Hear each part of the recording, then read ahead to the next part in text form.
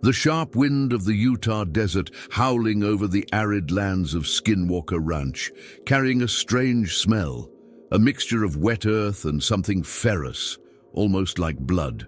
The ranch was known for its disturbing stories, but in recent months, something new and terrifying was happening. Reports of giant wolves circulated among the farmers of the region, describing creatures of intelligent eyes who did not seem to fear the man and, even worse, did not die even after being shot. It was a late afternoon when Samuel Callahan, a 42-year-old man, a former military man, and now owner of the ranch, noticed a strange movement near the corral. He had already heard stories, but never fully believed. For him, it was all superstitious farmers' folklore, but that night he would change his mind forever. "Father?" The voice of Luke, his 16 son, called the porch of the house. "The cattle are restless again." "Did you hear that?" Samuel frowned and squeezed his eyes, trying to see through the dimness that formed on the horizon. The cows were acting strange, snorting and grouping as if something invisible was lurking around. And before we continue with this intriguing story, be sure to subscribe to the channel and leave your like. This helps us bring more content like this to you. Now, let's go back to the story. Taking his rifle, Samuel walked to the fence, closely followed by Luke. The boy was used to the hard work of the ranch, but there was something that night that made his skin shiver. Then came the first real signal. A dry noise, like a branch breaking, but too loud. Samuel turned quickly, pointing the rifle toward the sound. Nothing, only the desert extending in all directions. "Did you see something?" asked Luke, with the lowest voice. Before Samuel could answer, a colossal silhouette emerged from the darkness.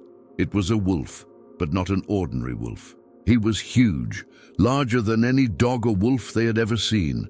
His hair was thick and dark, his eyes shone with a cold, scary intelligence. He walked slowly, without fear, as if he knew that nothing could stop him, and then he attacked. Luke barely had time to scream before the animal advances, snapping one of the corral cows. The creature's bones snapped like glass, and the blood spoiled on the dry floor. Samuel, in a reflection, raised his rifle and shot.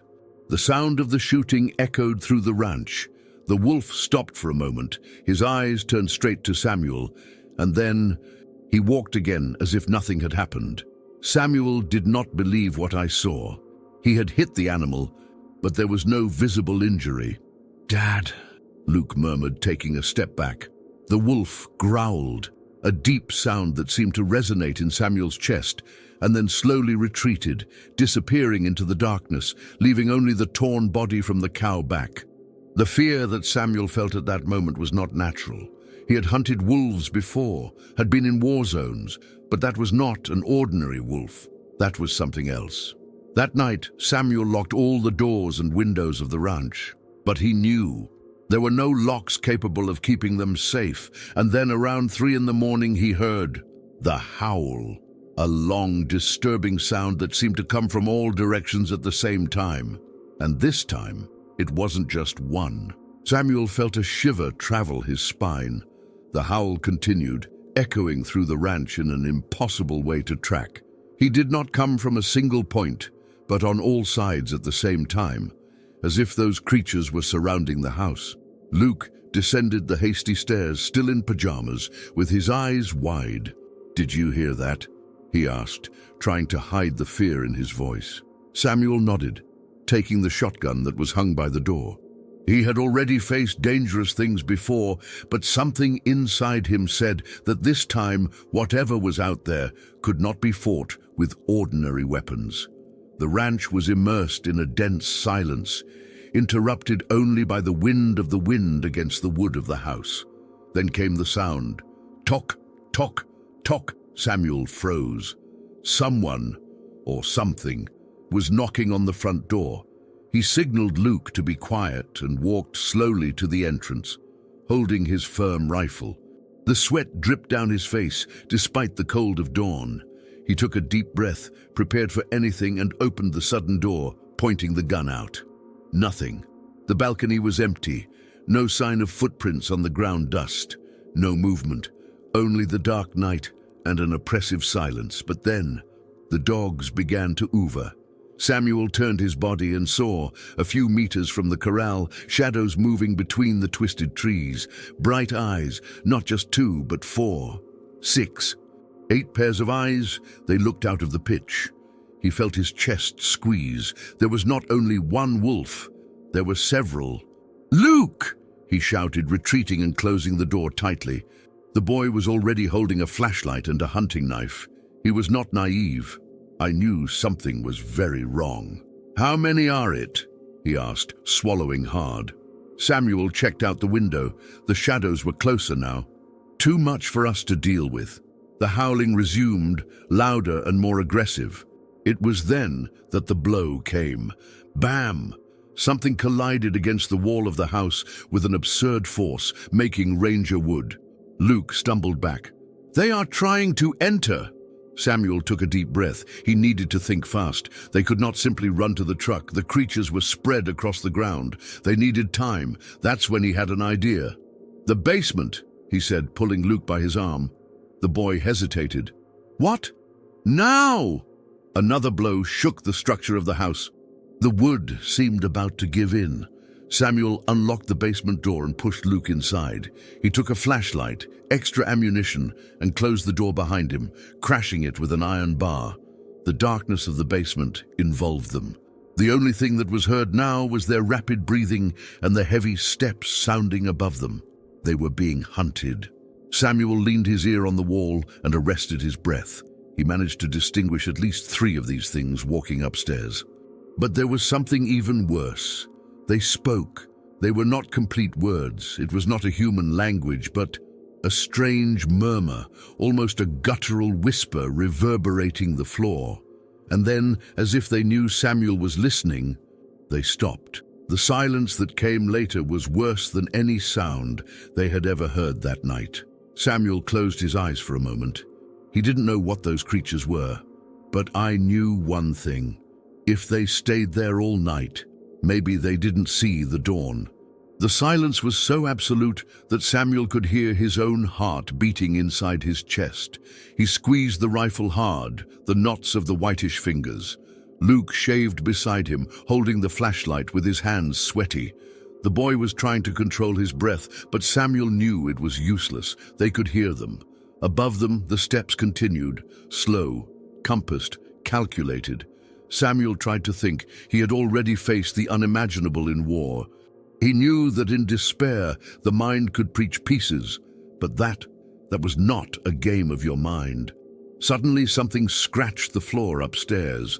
A low, long sound like sharp nails sliding over wood. Samuel exchanged a look with Luke. The boy was paralyzed. The sound was repeated fast, closer this time. It was like it was sniffing. Luke whispered almost without moving his lips, "They know we're here." Samuel nodded, swallowing hard. They needed to act, and fast.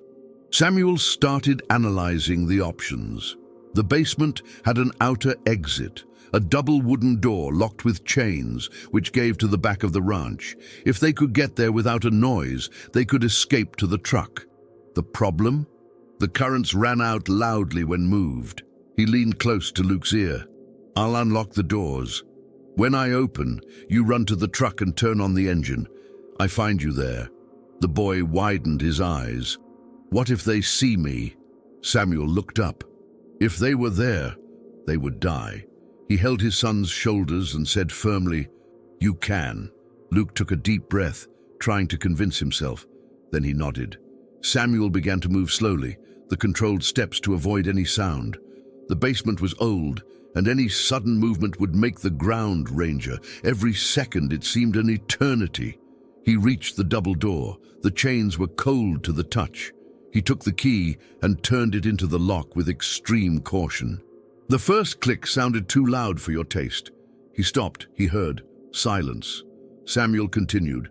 It turned the key again. One more click, and then, bam! Something fell directly above them, on the floor upstairs. Luke widened his eyes.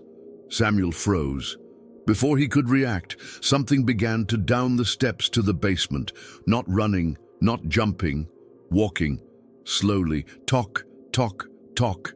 The steps ran under the weight of the creature. Luke covered his mouth with his hands so as not to scream. Samuel raised his rifle, crushed and aimed at the stairs. The boy's flashlight trembled, and the beam of weak light partially illuminated the wood spent on the stairs. Then the feet appeared. They were too big to be human. Black nails, long, dirty, of something dark. The hairs, wretched and dirty, covered their ankles and calves. Tock, tock. One more step. The thing was slow, deliberately, as if I knew it was in control. Samuel's chest climbed and descended quickly. He adjusted the sight of the rifle and waited. One more step. It was then that the creature stopped. She knew he was aiming. A guttural sound resonated through the basement, something between a growl and a laugh attempt. Then he moved impossible. Samuel shot. The sound of the shooting shook the basement, and the thing threw back with a surreal jump. The gunman's glare illuminated by a millisecond, a distorted face, something between a wolf and a man, his eyes shining with cruel and conscious evil. The projectile hit the creature right in the chest. Nothing. She just staggered and then straightened. Samuel reloaded, but before he could shoot again, the lights blinked and went out. Luke's flashlight fell to the floor, spinning and throwing erratic beams on the wall. In the dim light, Samuel saw several pairs of eyes shining in the darkness. There was more of them, many more. So they attacked. Samuel grabbed Luke and pushed him against the basement door. "Run!" The boy did not think twice. With a kick, pushed the wooden door and ran outside. Samuel turned and fired 2 more shots, trying to slow the creatures. But they were fast. Something grabbed his arm and pulled him with absurd strength. Sharp claws tore his shirt and scratched his skin, leaving ardent marks. He pulled the belt knife and dug into what should be a shoulder, but the creature felt no pain. With an impulse, Samuel managed to break free. He fired through the basement door and ran after Luke. The boy was already on the truck, trying to rotate the key in the ignition. "Come on, let's go, let's!" shouted Luke. Samuel threw himself into the driver's seat and knocked on the door. He looked at the rearview mirror. The wolves were there. At least 6 of them, standing in the darkness, looking straight at both. His eyes reflected the weak glow of the moon. Samuel turned the key. The engine coughed, choked. Samuel's heart shot. Not now. Tried again. Nothing. The wolves began to advance slowly, and then the engine called. Samuel stepped on the accelerator hard, throwing the truck down the dirt road. In the rearview mirror, he saw the creatures running behind the vehicle, and they were gaining ground. The bumpy dirt road made the car shake violently. Samuel accelerated to the fullest, diverting from the stones. But the wolves didn't stop. It was then that one of them jumped. It reached the back of the truck with an absurd impact. The car skidded. Luke shouted. Samuel turned the wheel, trying to keep control. The headlights illuminated the deserted road ahead. But then, suddenly, the wolves stopped. Out of nowhere, as if they had hit an invisible barrier.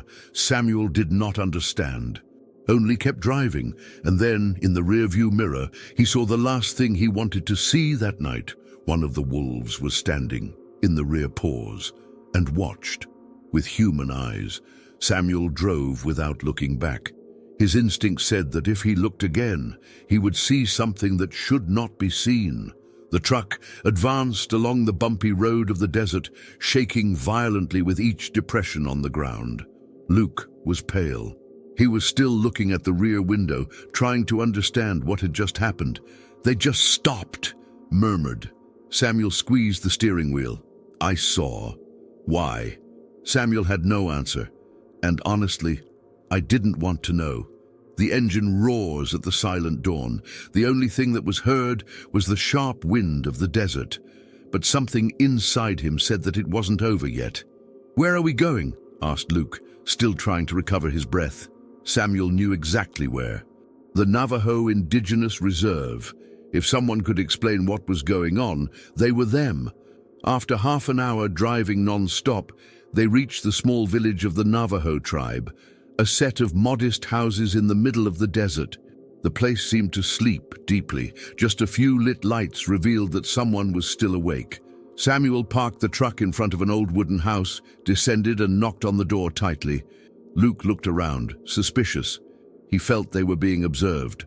The gate is range, and an elderly man emerged at the entrance. Her skin was marked by time, and her eyes carried a weight that Samuel recognized, the weight of those who have seen too much. Samuel Callahan. The old man nodded, as if he already knew the reason for the visit. Shaman Whitefeather.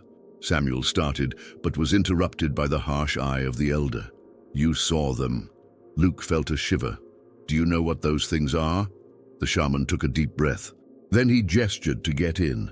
Inside the cabin, the smell of burnt herbs filled the air. Indigenous masks hung from the walls, along with wooden symbols. Samuel recognized some of them. Protection, spells of removal.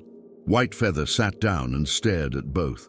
The ancients warned that this day would arrive, but you didn't hear. Samuel felt the weight of those words. What are they? Old Navajo looked at the fire that burned in a small brazier in front of him. His hands wrinkled in his fists. We can't say their names. Skinwalkers, Luke murmured, his voice coming out trembling. The shaman closed his eyes for a second. Saying it invites them into your life. Samuel crossed his arms, impatient. They are already in my life. I want to know how to kill them. Whitefeather shook his head slowly. You can't. Luke widened his eyes. What? So are we condemned? The old man sighed. They cannot be killed as ordinary animals. They do not feel pain, don't bleed like us. Do not live like us. Samuel clenched his fists. So, how do I stop? Whitefeather took a small leather bag and opened it. Inside, white powder and bright. Stone circle. Samuel frowned. What does that mean? The shaman threw a handful of dust on the fire, and blue flames rose for a moment. There is a sacred place south of your ranch. A circle of stones that was placed by the ancients. There, they cannot enter. Luke blinked. That's where they stopped. Samuel felt a cold in his spine. It was true. They had stopped exactly where Whitefeather said. The shaman leaned forward.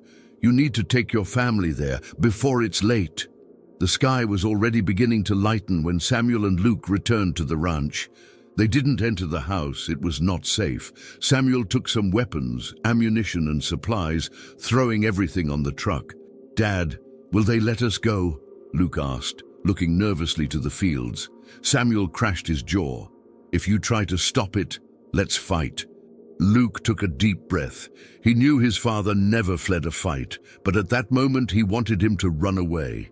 The sun began to be born, dyeing the orange horizon. For a moment, Samuel thought they were safe. But then, in the middle of the field, something moved, slow, watching, and Samuel knew they were still there, waiting for the night to fall. The sun was already high when Samuel finished carrying the truck. Every movement of it was calculated, each object strategically placed. He knew that as soon as the night fell, there would be no more time for mistakes. Luke helped as he could, but his eyes always returned to the open fields of the ranch, where the desert line extended to the infinity. He wanted to believe they were alone there, but something inside him said the opposite. They were being observed. The ranch, which once looked like a home, was now a trap about to close on them. Samuel entered the truck and hit the panel. The engine roared like a beast awakening from a deep sleep. The tank was full. It was now or never. Without looking back, he stepped on the accelerator. The dust rose in the air while the vehicle ripped through the dry ground. The house, the corrals, was all behind. There was no return. The route to the stone circle was almost 20 kilometers south. Samuel drove fast, but the road was treacherous. Utah's desert did not forgive distractions. With each curve, he felt a weight grow on his chest. Something was wrong. It was too easy. The clock on the panel scored 5:47 p.m. The sun was already starting to go down the horizon, throwing long shadows that twisted through the arid soil. The sense of persecution grew every kilometer traveled. It was then that he noticed the silence. The truck engine was the only sound around. The wind, the birds, the small animals of the desert, everything had stopped. Luke noticed. He rummaged through the passenger seat, restless. Samuel squeezed the steering wheel. The instinct shouted to accelerate even more, but it was too late. The impact came out of nowhere. Something collided against the side of the truck with an absurd force, throwing the vehicle off the road. Samuel turned the steering wheel, trying to control skidding, but the rear slid and they rolled violently. The world turned upside down. The metal sound ranging and glass shattering filled everything. The truck overturned 3 times before finally stopped, listed sideways. The dust rose around, creating a thick and suffocating mist. Samuel blinked a few times, stunned. Its body hurt at every inch. Blood dripped from a cut above the eyebrow, but he was alive. Luke coughed beside him. The boy was stuck by the seatbelt but conscious. A fillet of blood dripped down the corner of his mouth. Samuel tried to speak, but a sound made him freeze. Steps, slow, heavy. The dust gradually dissipated, and then they appeared. 6 of them, stopped a few meters from the listed vehicle. The eyes shone in the dim light of dusk. They were larger than Samuel remembered, the dark hair and clutter covered with dust and dry blood. And they were waiting. Samuel looked at Luke, then to the rifle lying on the floor. He knew they had no chance in a direct combat. Not against it, but there was still a way. The stone circle was less than 2 kilometers away. If they could run there, maybe they had a chance. Samuel unlocked his belt and fell into the crumpled ceiling of the truck. He ignored the pain and pulled Luke out. The boy lagged, the swollen ankle, but had to continue. The wolves did not attack immediately. They liked to play with the prey. Samuel took advantage of this. He held Luke by the arm and ran. The sand and gravel made the steps difficult. With each movement, he felt the blood pulsate in the temples. The sound of the paws crushing the ground came close behind. They were coming. The horizon seemed infinite. The stone circle was still far away, but Samuel would not stop. Luke stumbled and fell, but Samuel pulled him back before he completely touched the floor. They could not stop. Breathing burned his lungs. Sweat mingled with the blood on your skin. And then came the first attack. A shadow jumped over them, landing a few meters forward. The eyes shone with pure hatred and sadistic fun. Samuel pulled the Holler's pistol and shot. The bullets tore the silence of the desert. The wolf took a step, but it didn't fall. The impact only irritated him. Luke pulled his father's arm. The circle was right ahead. Samuel ran with everything he had. The wolves advanced at the same time. Its huge bodies moved at surreal speed. The last meters were a blur. Samuel and Luke jumped into the circle of stones, just as the creatures jumped behind them. And then they stopped. The wolves were inches from the circle, but did not cross the line of the stones. They growled, walked from side to side, their eyes shining with pure fury and frustration. Samuel fell to his knees.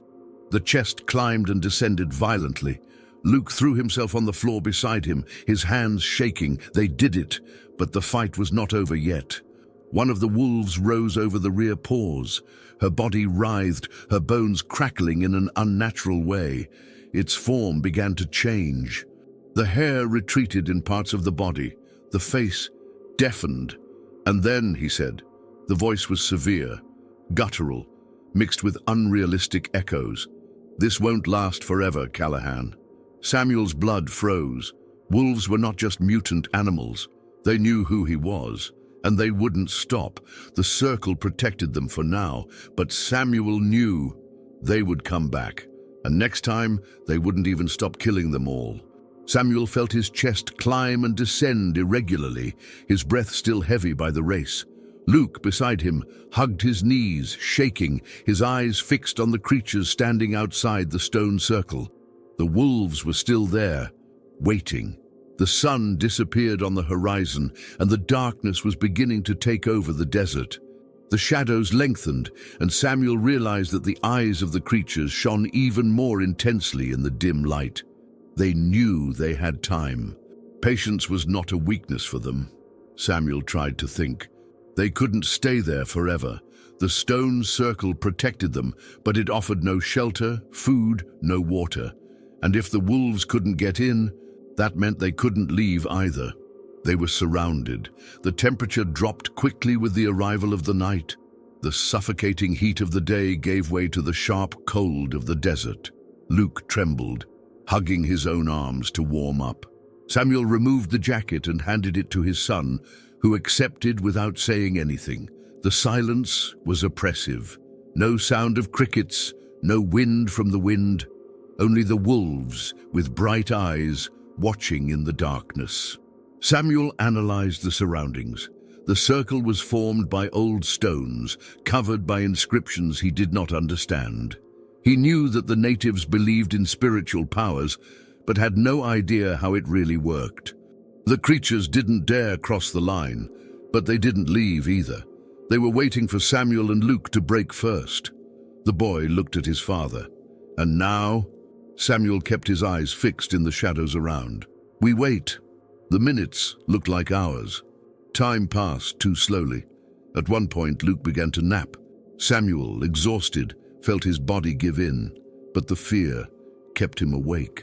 It was then that he heard an impossible sound.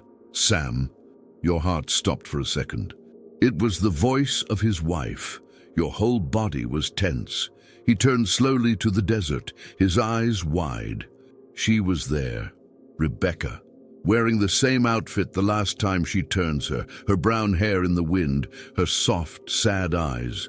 But Rebecca had been dead for 3 years. She smiled at him, extending her hand. Come home, Sam. Everything is fine. Samuel felt something squeeze his chest. His instinct shouted that this was not real. But your heart wanted to believe. He got up, unconsciously taking a step forward. Then Luke woke up and grabbed his arm. Father, what are you doing? Samuel blinked as if he had left a trance, looked again, and Rebecca was no longer there. But where she had been, 2 bright eyes lurked in the darkness. They were testing him, trying to make him get out of the circle on his own will.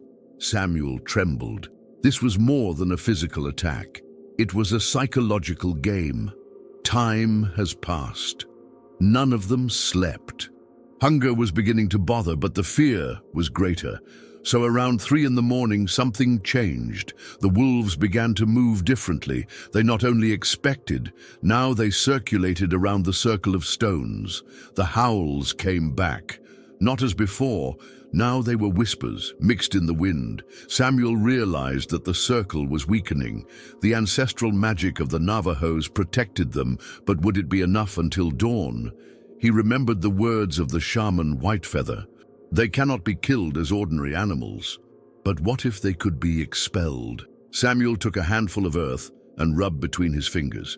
He didn't know much about rituals, but he knew one thing. The fire always pushed the creatures out of the darkness. He looked at Luke. We'll need a fire. Samuel and Luke collected dry branches inside the circle and made a small pile in the center. With a lighter, he lit his flames. The fire started small, but rapidly grew, throwing shadows around. The wolves retreated. For the first time, Samuel saw uncertainty in his bright eyes. They hated the fire. Samuel took the knife in his pocket and made a small cut in his palm. The blood pages in the flames, which were bluish for a moment. He didn't know why he did that. It was instinctive. And then he said, no common words. Words he did not know but came out of his mouth as if they were always there. Luke looked at him, scared. The wolves growled furiously, but could not approach. The flame rose even more, illuminating the night. Then they started backwards. One by one, the wolves disappeared in the darkness of the desert as shadows being erased. And then the silence came back. Samuel fell to his knees. They had won, or at least, for now. When the sun was finally born, Samuel and Luke left the circle. They walked back to the road where the overturned truck was still. No sign of the wolves, no trace of footprints. It was like nothing happened, but Samuel knew. They were still there, waiting for the next night. He looked at the horizon and murmured to himself, it never ends. Luke, next to him, just nodded, and together they followed away from the ranch, without ever looking back. The sun was already high when Samuel and Luke arrived at the nearest city. Neither looked back. Samuel entered the first cafeteria he saw, a small road establishment, and ordered strong coffee. He hadn't slept for almost 2 days. Luke sat next to him, looking out the window, his eyes empty, as if his mind was still in the desert. He said nothing, and Samuel knew that no word would make sense to what they had lived. The waitress brought the coffee, but hesitated before walking away. I looked at Samuel in a strange way. "You look as if you've seen a ghost." Samuel laughed without humor. "Something like that?" The woman studied him for a moment, and then took a napkin from her pocket. He scribbled an address and handed it to him. "If you want answers, go to this place." Samuel took the paper, looking at the hasty handwriting. The address was from a man named Elijah Croatoan. The name was not new to him. It was from a Navajo legend scholar and the mysteries of the desert, someone who knew about skinwalkers. Samuel kept the napkin in his pocket. He knew it wasn't over yet. Luke looked at him, not understanding. "We go after that, are we?" Samuel drank a sip of bitter coffee and nodded. "They know me by name. Now, I need to know theirs." Luke sighed and looked away. On the diner radio, a news interrupted the song. This morning was found the body of a farmer in rural Utah. Witnesses claim that he was hunting giant wolves in recent weeks. His house was found destroyed, but no sign of struggle has been identified. Authorities did not comment on the case, but residents. They talk about Dutton. The radio failed. The signal cut out of nowhere. Samuel looked at Luke. The boy was tense. They knew. The skinwalkers were still around. Samuel took a deep breath and stood up, leaving money on the table. "Come on, Luke. We have an address to visit." They left the cafeteria and entered the rented truck. The engine snored and the vehicle accelerated along the empty road. The Utah desert stretched before them, infinitely silent. While driving down the deserted road, Samuel threw one last look at the rearview mirror. The ranch had been behind, but what happened there would never leave them. The desert was vast, full of ancient secrets, and he now understood that some things simply did not belong to the world of men. Luke remained silent, but Samuel knew that just like him, the boy would carry it for the rest of his life. They survived, but they were different. Were marked. The address on paper still burned in your mind. Elijah Croatoan could have answers, but part of Samuel wondered, should some truths discover? The sky was beginning to change color when they crossed the city's border. The radio went back to work, and an old country music played softly, filling the suffocating silence. Samuel adjusted his hands on the wheel and sighed. "This time, we'll be prepared." Luke looked at his father and nodded slowly. And then, without looking back, they went ahead. What did you think of this outcome? Leave your opinion in the comments. We love to know what you think. And don't forget to subscribe to the channel and leave your like to support our work. We see each other in the next video.